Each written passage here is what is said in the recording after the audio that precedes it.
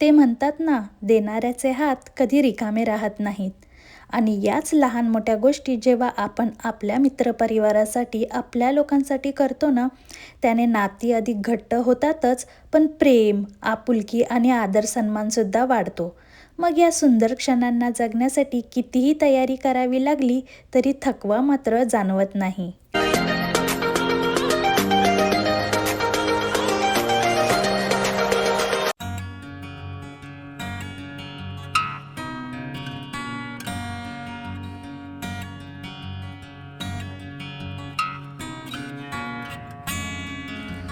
Hello मित्रांनो, welcome back. कसे आहात तुम्ही सगळे? आय होप तुम्ही सगळे मजेत आहात.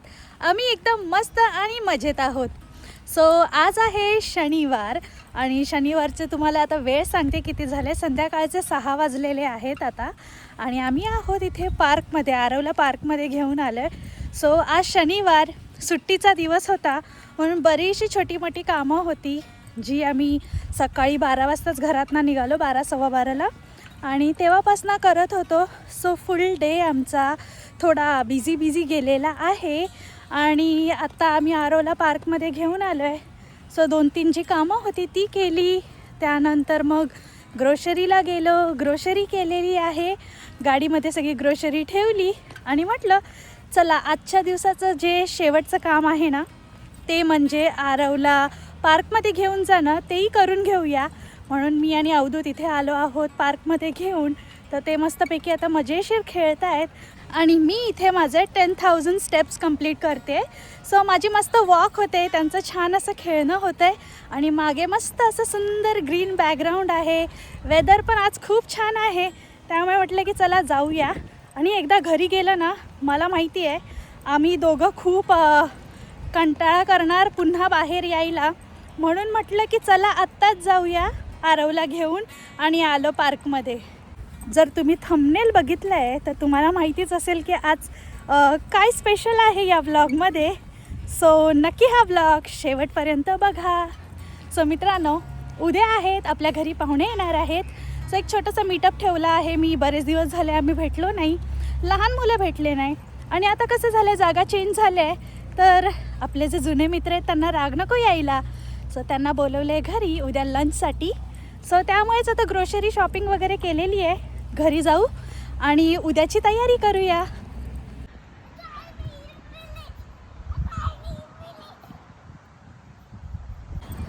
आता विचार केला मित्रांनो की घरी जाऊया, पण अजून आरवची काही इच्छा पूर्ण झाली नाही आहे. या लहान मुलांना कितीही खेळायला बाहेर नेलं आणि किती त्यांच्याबरोबर खेळलं ना, तरी ह्यांचं मन काही भरतच नाही. आम्ही सकाळपासून बाहेरच आहोत. सो आता आम्हाला इच्छा आहे अशी लवकरात लवकर घरी जायची, पण आरवची इच्छा पूर्ण नाही झाली आहे. त्याला अजूनही भरपूर खेळायचं आहे पार्कमध्ये. सो अजून 15-20 मिनटं वाट बघूया आणि जोपर्यंत त्याचं खेळून होते तोपर्यंत मी माझी वॉक कंटिन्यू करते. आता काय ऑप्शन नाही आहे, आरवला खेळायचं आहे तर थोडा वेळ अजून थांबावंच लागेल. The next day.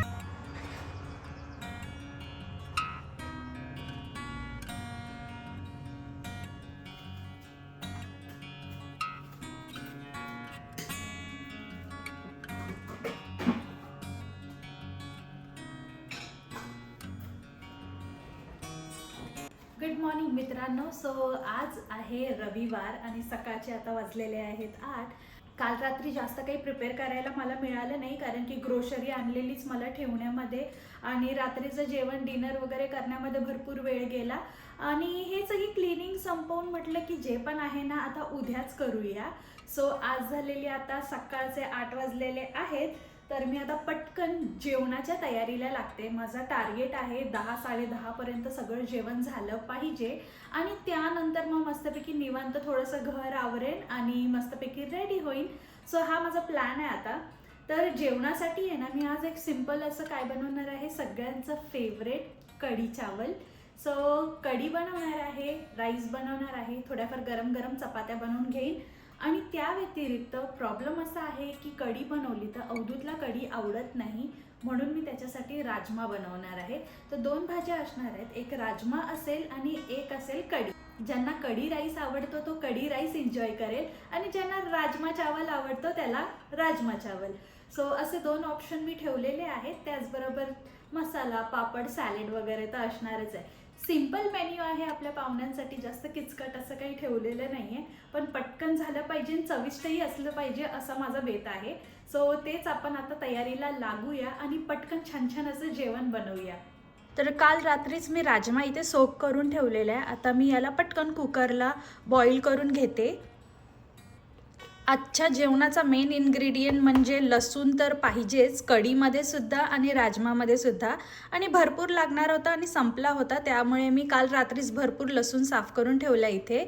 आणि ना एका डब्यामध्ये माझ्याकडे अंजीर होते, हे शेवटचे 4 अंजीर होते. तर विचार केला 4च अंजीर कशाला ठेवायचं, म्हणून सोक करून ठेवलेले रात्रीच.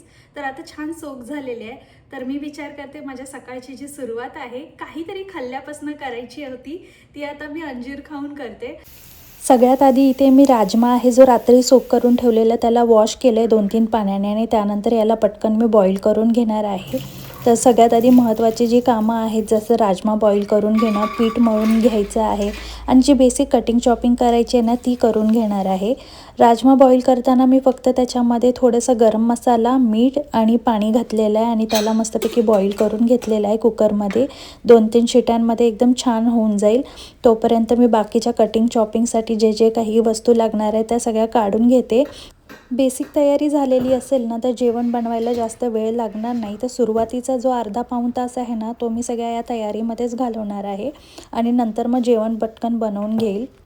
आज जो आपला मेन्यू आहे त्याच्यासाठी अशी पूर्वतयारी करून ठेवावी अशी काही गरजसुद्धा नव्हती, त्यामुळे मी आत्ता सकाळीच या सगळ्याची तयारी केलेली आहे. आज जे मी पकोडे बनवणार आहे ना त्याच्यामध्ये स्पेशली स्प्रिंग अनियन टाकणार आहे, जे मला भरपूर आवडतात.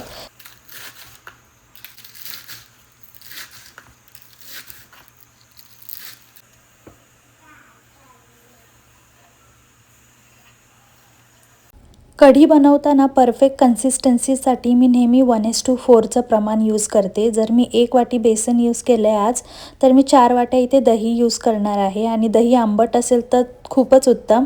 आणि बाकीची जी सगळी तयारी आहे ती मी इथे करून घेते आता.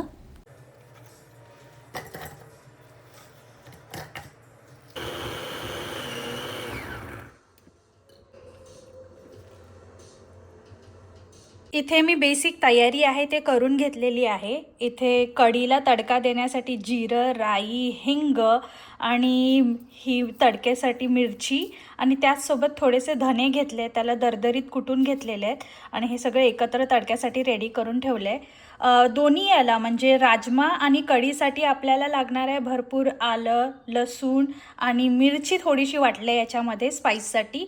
तर हे एकत्र वाटून ठेवले दोन्ही भाज्यांसाठी. पकोडे करण्यासाठी इथे मी स्प्रिंग अनियन आहेत ते कट करून ठेवले, याचे मस्तपैकी पकोडे बनवणार आहे कढीमध्ये टाकायला. कढी बनवण्यासाठी पण इथे माझं बॅटर आहे ते रेडी झालेलं आहे.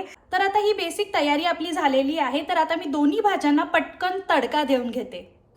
आपल्या चॅनलवरती मी कढीची आणि राजमाची रेसिपी आहे ते याच्या आधीसुद्धा शेअर केलेली आहे, तर तुम्ही नक्की ती रेसिपी फुल डिटेलमध्ये चेक करू शकता. आज घाई गडबडीमध्ये मी पटकन जेवण असं बनवणार आहे. आतापर्यंत आरव पण उठलेला होता, तर सगळ्यात आधी मी त्याला ब्रेकफास्ट दिला आहे, आणि इथे दोन्ही साईडला मी माझी कढी आणि राजमाची तयारी सुरू केलेली आहे. कढी बनवत असताना एका गोष्टीची मात्र काळजी घ्यावी लागते. जोपर्यंत कढीला चांगला बॉईल येत नाही तोपर्यंत त्याला मिक्स करत राहावं लागतं, नाही तर दही फाटायची शक्यता असते. सो आता मी एकीकडे तडका दिलेला आहे, आणि भजी पण आता पटकन तळून घेते. A few moments later. तर झाले आपली सगळी तयारी. आता वाजलेले आहेत परफेक्ट 12:05 झालेले आहेत, आणि सगळं जेवण तर झालंय रेडी, आणि मी सुद्धा रेडी झालेली आहे, आणि घर पण आवरून झालंय. आता फक्त वाट बघतोय आपण पाहुण्यांची. तर चला एकदा बघून घेऊया की काय काय जेवणात बनलंय आज. इथे आहे राजमा, हे आहे कढी पकोडा, गुलाबजामुन, कुकरमध्ये आहे राईस, पापड आहे, चपात्या आहेत, आणि थोडासा कांदा आणि लिंबू. सो आपल्या जेवणाची सगळी तयारी आता इथे झालेली आहे. ज्या पाहुण्यांच्या आगमनासाठी सकाळपासूनची आपली तयारी चालू होती त्यांची आता वाट बघत होतो आणि हळूहळू आता त्यांची यायची सुरुवात झाली होती.